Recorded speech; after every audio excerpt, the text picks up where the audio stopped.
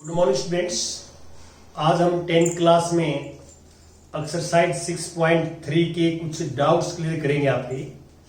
जैसे question number 4, question 4 6.3 आप statement पढ़िए। आकृति 6.36 में एक आकृति आपको दे रखी है। यदि हम आकृति इसमें बनाएं तो आकृति ये है।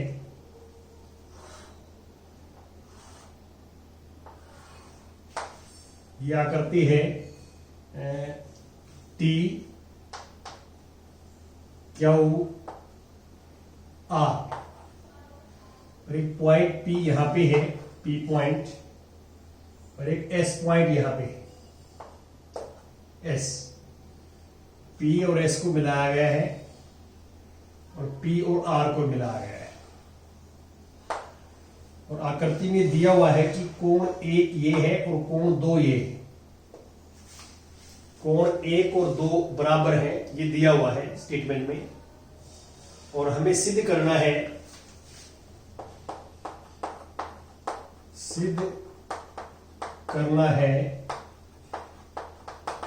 कि त्रिभुज PQS समरूप है त्रिभुज TQR। ये समरूप PQS समरूप त्रिभुज TQR, ये हमें सिद्ध करना है। तो स्टेटमेंट के हिसाब से जो हम करेंगे हल तो बड़ा इजी है। सबसे पहले तो आपको दिया हुआ है कोण एक बराबर है कोण दो, ये दिया है। स्टेटमेंट में पढ़ोगे तो दिया है ये। और आपको पता है कि ये त्रिभुज देखो PQR में कोण एक और दो बराबर हैं, तो इनकी सम्मुख भुजाएं बराबर होगी। इसके सामने वाली सम्मुख भुजा है PR और दो के सामने वाली है PQ। आप ये लिखोगे बराबर कोणों की सम्मुख भुजाएं त्रिभुज में बराबर कोणों की सम्मुख भुजाएं बराबर होती हैं। बराबर कोणों की सम्मुख भुजाएं बराबर होती हैं। एक त्रिभुज में दो कोण बराबर हो तो उनकी सम्मुख भुजाएं भी क्या होती हैं? बराबर होती हैं। अब हमें ये दिया हुआ है कि स्टेटमेंट के हिसाब से चलें तो हमें ये दिया हुआ है QR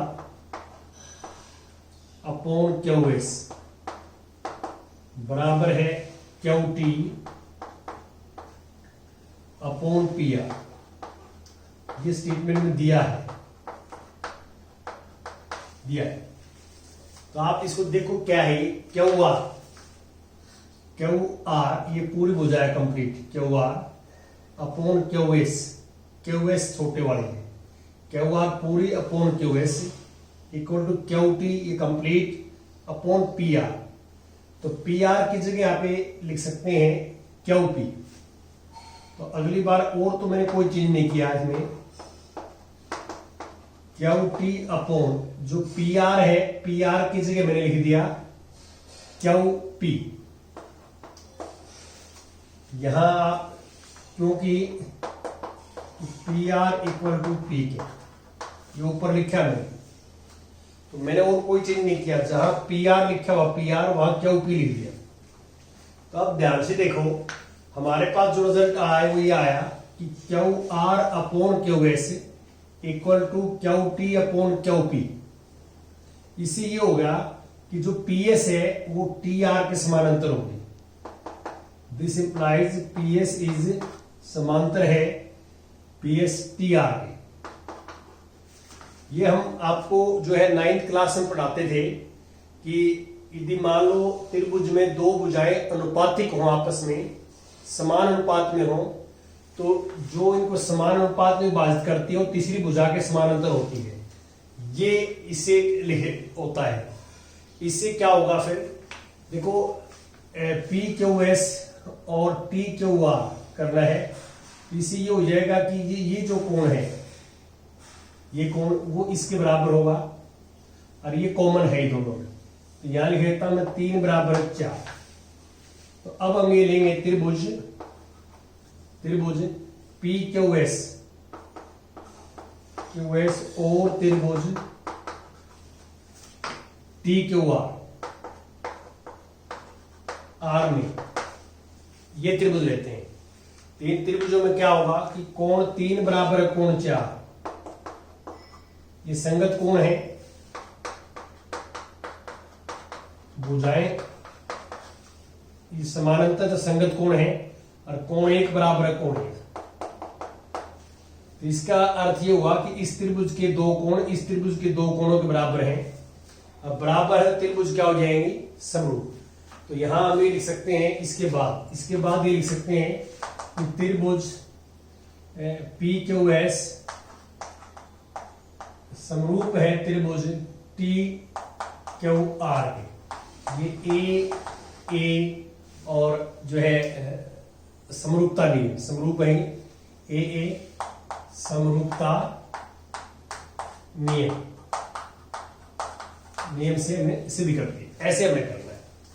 तो इसके बाद मैं क्वेश्चन नंबर 6 लेता हूं। Question number 6 exercise 6.3 sixth question statement पढ़ता हूं, आप भी ध्यान से देखें। आकृति जो है 6.37 आकृति 6.37 आपको दे रखी है स्टेटमेंट में, देखिए ध्यान से। मैं आकृति बना लेता हूं। ये क्या आकृति है?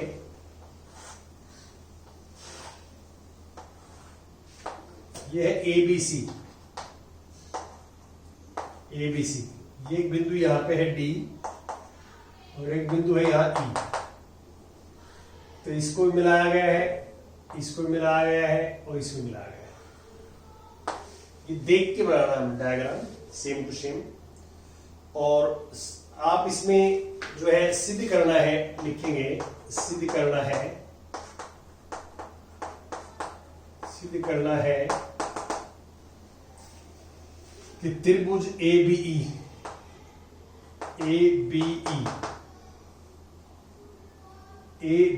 छठा क्वेश्चन है ना,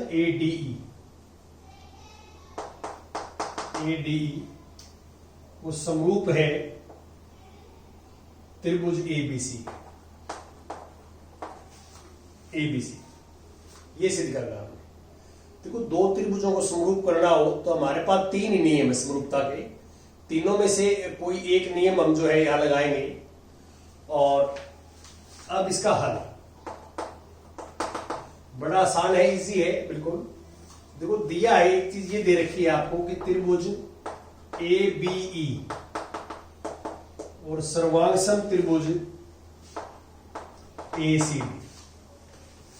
ये ध्यान से देखो, ये दिया हुआ हमारे को। ये स्टेटमेंट कहां से आई? दिया है,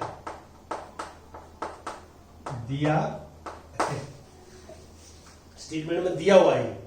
तो आपको पता है कि दो त्रिभुज आपस में सर्वांगसम होते हैं तो उनके बाकी पार्ट्स होते हैं जो है वो बराबर होते हैं।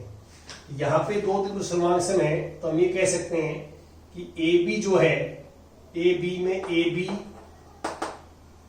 Equal to AC, AB equal to AC और AB इक्वल टू AC हो गया। और जो है यहां पे आ जाएगा AD इक्वल टू A। ये CP से हो जाएगा। इसको मैं 1 डाल लेता हूं, इसको 2 डाल लेता हूं। क्यों? क्योंकि ये त्रिभुज सर्वांगसम है तो तीनों भुजाओं के बराबर होंगे। सर्वांगसम है तो इसलिए बराबर ले लेंगे। अब मैं क्या करता हूं, मैंने 2 को 1 से भाग दिया, ये 1 को 2 से कर दिया, कोई बात नहीं। तो ये 2 को 1 से भाग देने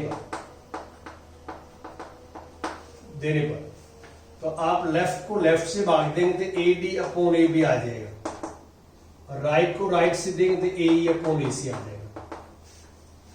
तो हमने सिद्ध कर दिया कि AD अपॉन AB बराबर है AE अपॉन AC। तो इससे ये हो जाएगा, दिस इंप्लाइज कि DE BC के समानांतर है, समांतर BC ये। और ये समानांतर है, तो सीधा है कि ये कोण तो कॉमन है ही दोनों में, तो कोण डी जो है ये कोण बी के बराबर हो जाएगा, पूरा कोण पूरे के बराबर हो जाएगा, और ये सी ई के बराबर हो जाएगा।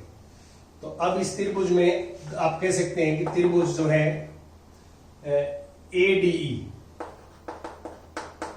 एडीई समरूप है त्रिभुज ए बी सी के। कौन सा रूल लगेगा यहाँ पे? ए समरूपता नियम, ये लगेगा आपका ए समरूपता नियम। क्यों? आप लिख सकते हैं कोण ए दोनों में कॉमन है, कोण ए दोनों में कॉमन है। इसका लिखना चाहे ना इससे पहले तो लिख सकते हैं कोण ए बराबर है कोण ए दोनों में है, और कोण डी बराबर है कोण बी, कोण डी बराबर है कोण बी, ये संगत कोण है। तो डीई बी के समानांतर है तो ये संगत कोण है, और संगत कोण दो कोण बराबर हो दो त्रिभुजों में तो त्रिभुज समरूप होती हैं, ये आपको सिखाया गया है। अब आठवां जो है, यदि हम दे आठवां क्वेश्चन का आठवां स्टेटमेंट पढ़ देता हूं। आठवां में क्या है देखिए कि समांतर चतुर्भुज ए बी सी डी की बढ़ाई गई भुजा ए डी पर ई बिंदु स्थित है। देखो हमारे पास क्या है कि जैसे ये ए बी सी डी है, ये समानांतर चतुर्भुज है ए बी सी डी, इसको आगे बढ़ा दिया एडी को, और एडी को आगे बढ़ा के ई बिंदु ले लिया इसके ऊपर, ई बिंदु ये कहता आठवें में, और बीई भुजा सीडी को एफ पर प्रचित करता है, तो बीई मिला गया है और ये एफ पर प्रचित करता है, ये कहता है। तो हमें सिद्ध क्या करना है? अभी सिद्ध करना है, सिद्ध करना है। तो हमें सिद्ध करना है आठवें में कि त्रिभुज ए बी समरूप त्रिभुज सी एफ बी। देखो दो त्रिभुज समरूप करने तो नियम तीन है हमारे पास, या तो दो कोण के बराबर हो, तीनों कोण हो जाए या दो हो जाए तो समरूप होते हैं, या तीनों भुजाओं के अनुपातिक हो जाए, या दो भुजाएं उनके बीच का कोण दूसरी त्रिभुज की दो भुजाओं के अनुपातिक उनके बीच के कोण के बराबर हो। तो आप देखो ए बी ई ये पूरी त्रिभुज ये वाली ये, और सी एफ बी। तो हमारे को ये सिद्ध करना है कि जो ए बी ई है, जो है दोबारा मैं पढ़े तो ए बी ई ये बड़े वाले त्रिभुज ये वाले इसके समरूप है, इसके सी एफ बी के। तो आपने पहले देखो ये कोण इसके बराबर होगा, ये कोण इसके बराबर होगा, क्यों? और ये कोण इसके बराबर होगा। ये तो आमने सामने के समानांतर चतुर्भुज के आमने सामने कोण है, और ये भुजा इसके समानांतर है और ये तिर्यक रेखा है, तो एकांतर अंतर कोण बराबर होते हैं। तो मैं यहां लिख देता हूं कि कोण एक ये है, कोण दो ये है, कोण तीन ये है, कोण चार ये। इसका हल में बड़ा इजी है, आपने त्रिभुज ए बी ई और त्रिभुज सी एफ बी में ये त्रिभुज ले लिया आपने। तो इनमें क्या करना है कि कोण एक बराबर है, कोण दो लिखना है, एक और दो बराबर है। क्यों बराबर है एक और दो? क्योंकि ये इसके समानांतर है और ये तिर्यक रेखा है, काटती है, तो एकांतर अंत्य कोण है, एकांतर अंत्य कोण है। और कोण तीन बराबर है कोण चार, कोण तीन बराबर कोण चार। क्यों? समांतर चतुर्भुज के समूह कोण बराबर होते हैं, यहां लिखेंगे आप समांतर चतुर्भुज के समूह कोण बराबर होते हैं। तो इसके दो कोण बराबर हैं, तो त्रिभुज ए बी ई समरूप है त्रिभुज सी एफ बी के, ये समरूप ऐसे आपने करना है। तो इसमें कुछ और भी हम क्वेश्चन डिस्कस करेंगे आपके साथ। देखिए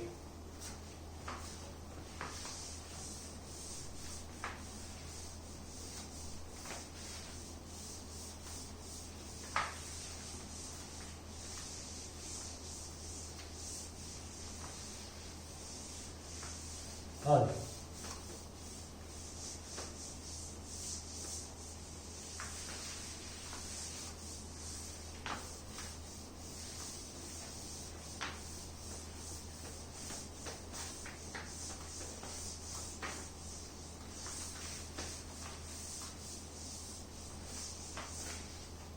अब आगे पढ़िए आप, स्टेटमेंट क्या है देखते हैं।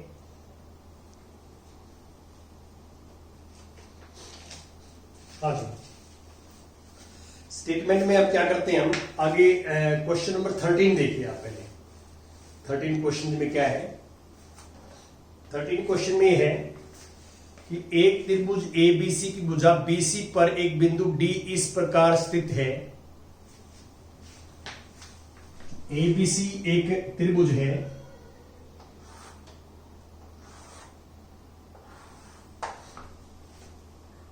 ये एबीसी, एबीसी और बीसी पर एक बिंदु इस प्रकार है, बीसी पर मान लो डी बिंदु यहां है कि ए डी सी, ए डी सी ये को A D C equal to B A C, B A C ये कौन इसके इक्वल है,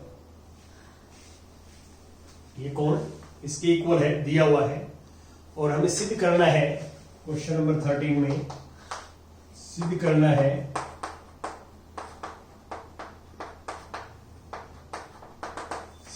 है कि C A square equal to C B into C,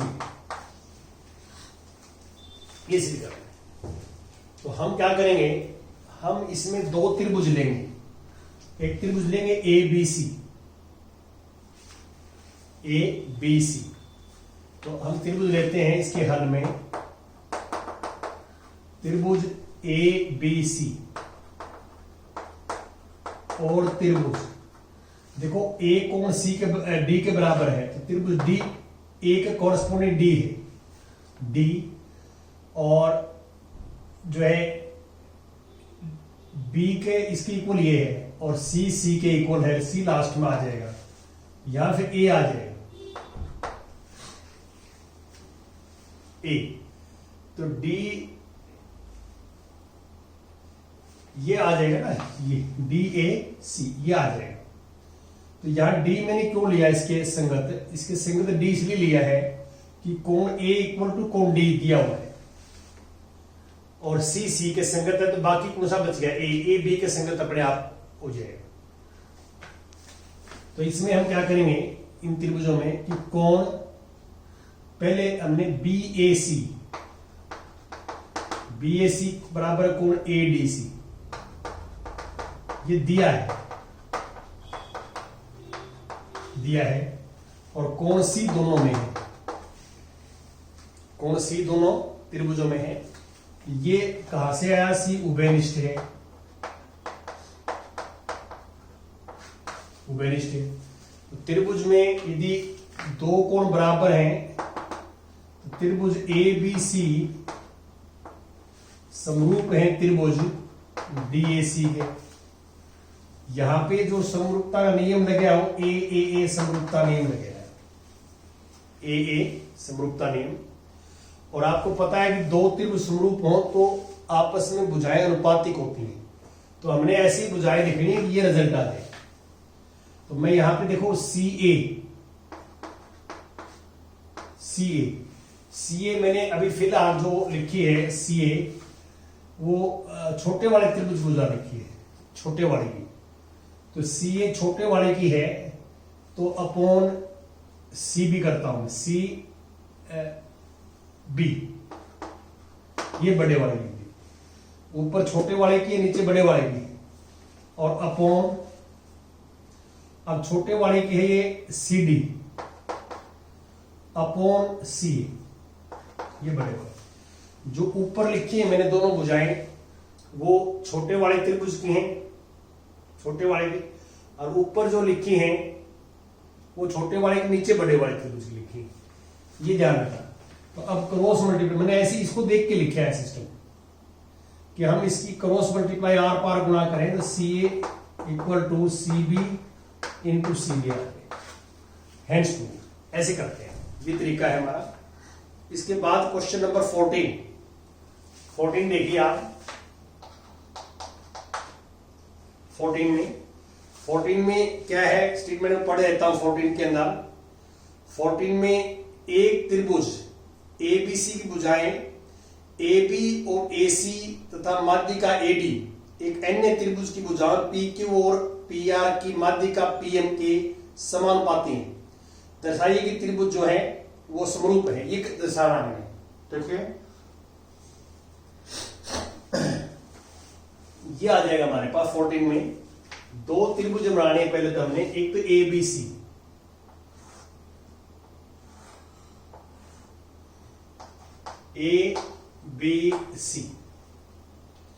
ABC में एक माध्यिका AD है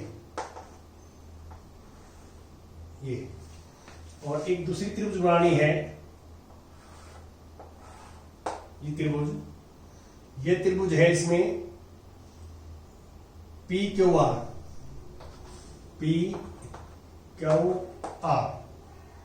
और इसमें जो माध्यिका है PM।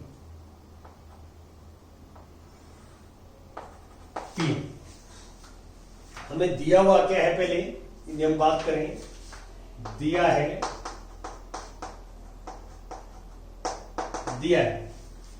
हमें ये दे रखा है कि AB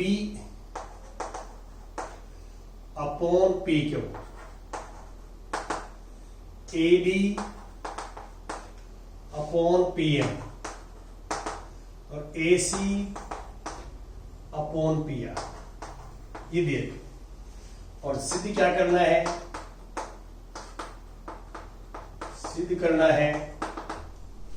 हमें सिद्ध ये करना है कि त्रिभुज ABC समरूप है त्रिभुज PQR। तो इसमें हमें रचना करनी पड़ेगी, आपको याद करनी पड़ेगी रचना। देखिए बिंदु डी से AB के समानांतर एक रेखा खींचिए। बिंदु डी से AB के समानांतर रेखा खींचेंगे हम, जो इसमें मान लो E पर काटता है। और यहां बिंदु M से PQ के समानांतर रेखा खींचेंगे हम, जो F पर काटती है। तो ये जो है आप लिखोगे कि बिंदु D से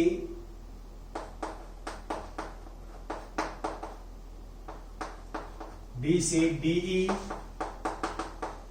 समांतर BA और बिंदु M से MF समानांतर QP खींचो, ये खींच दिया। तो हमारे पास ये, अब ये आपको याद करना पड़ेगा कि हमें ऐसे करना है। देखिए अब हम इसके हल की बात करेंगे कि हल में क्या करना है। 9th क्लास में आपको एक मध्य बिंदु प्रमेय सिखाते थे। वहां आपको ये बताया गया था कि किसी त्रिभुज में एक भुजा के मध्य बिंदु से किसी दूसरी भुजा के समानांतर रेखा खींचे तो तीसरी भुजा को वो समद्विभाजित करती है। एक तो D और M जो है वो इनके मध्य बिंदुओं की माध्यिका है। D BC का मध्य बिंदु है, M जो है QR का मध्य बिंदु है।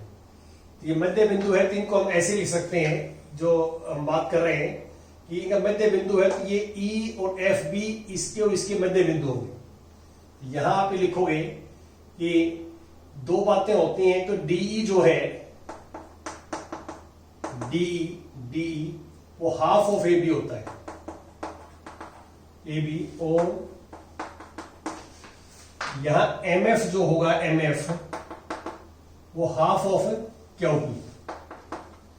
आप QP लिखो या PQ लिखो, इसमें कोई नहीं पड़ता, जो है QP या PQ। और दूसरा ये है कि E इसका मध्य बिंदु होगा, तो यहां से हम लिख सकते हैं कि E और एफ भुजा AC और PR, AC और PR के मध्य बिंदु है।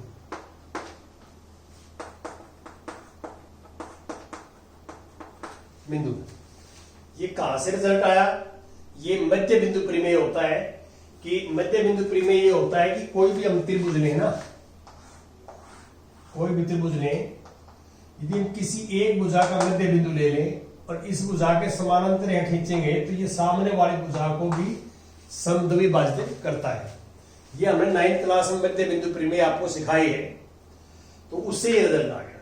तो उससे फिर फायदा क्या होगा? ये जो दिया हुआ है ना, इससे हम लिखेंगे कि ये जो है, जैसे AB है, AB, तो AB की जगह हम लिख सकते हैं, ये वाला AB की जगह ट्वाइस ऑफ D। AB क्या हो जाएगा? 2 को इस साइड में ले जाएंगे, AB equal to twice of D, और यहां PQ हो जाएगा ट्वाइस ऑफ MF, और ये AD upon PMC, AD upon PMC, और जो ये है AC को लिख देंगे ट्वाइस ऑफ AE, क्योंकि मध्य बिंदु है ही, और PR को लिख देंगे 2 टाइम्स ऑफ PF। अब ये 2 से 2 कैंसिल, 2 से 2 कैंसिल, तो इससे क्या रिजल्ट आया? देखो आप, हमने ये कर दिया कि DE upon MF, AD upon PM और AE अपॉन PM। तो ध्यान से देखो, हमने देखो ये जो छोटी सी त्रिभुज है, this upon this, this upon this और दिस अपॉन दिस, तो त्रिभुज ADE समरूप है त्रिभुज PMF की। यहां पे SSS सर्वांग समता नियम है। तो इससे फायदा क्या होगा? इससे फायदा ये होगा, कोण 1 बराबर है कोण 2, त्रिभुज समरूप है तो कोण 1 बराबर है कोण 2। और इसी प्रकार हम इस साइड में ये रचना करके तो कोण 3 बराबर है कोण 4 भी सिद्ध कर सकते हैं। इसी प्रकार कोण 3 बराबर कोण 4, तो इनको जोड़ोगे आपस में, इनको, इसका मान सपोज करता हूं 1 नंबर है, 2 नंबर है, 1 और 2 को जोड़ने पर 1 और 2 को जोड़ोगे आप तो 1 जमा में कोण 3 और कोण 2 जमा में कोण 4, तो यहां से कोण A बराबर कोण P आ जाएगा, और A बराबर P तो आ ही गया, हमने सिद्ध कर दिया। और ये दे रखा है आपको AB अपॉन PQ और AC अपॉन PR, ये दिया हुआ है। इन दोनों से हम कह सकते हैं कि त्रिभुज ABC समरूप है त्रिभुज PQR के। यहां SAS समरूपता नियम है, ऐसे हमने करना है। ये आपने करना था, इसमें कंप्लीट ऐसे आप कर सकते हैं। Thank you very much.